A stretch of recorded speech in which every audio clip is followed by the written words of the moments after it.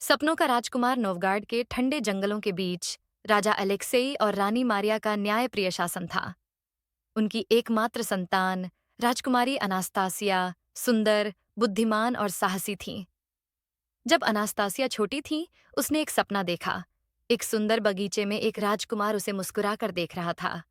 वह सपना इतना वास्तविक था कि वह उसे कभी भूल नहीं पाई। समय बीता और राज्य पर विपत्तियां आने लगीं। सूखे से फसलें बर्बाद हो गईं और लोग भूख से तड़पने लगे। राज्य के बुजुर्गों ने कहा कि इस संकट का समाधान सपनों के राजकुमार के पास है।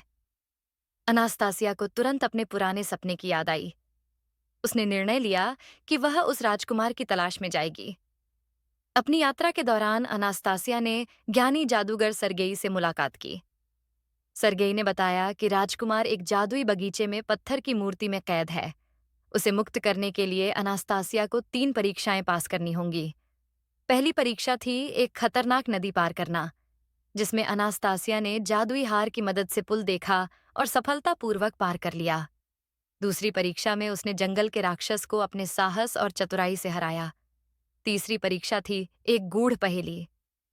मुझे पकड़ो तो मैं टूट जाऊं, मुझे छोड़ो तो मैं तुम्हारा बन जाऊं। बताओ, मैं क्या हूं? अनास्तासिया ने समझा कि यह प्रेम के बारे में था, जो जबरदस्ती नहीं, सच्चे दिल से आता है। सही उत्तर देने पर बगीचे का द्वार खुल गया। बगीचे के बीचों बीच पत्थर की मूर्ति थी।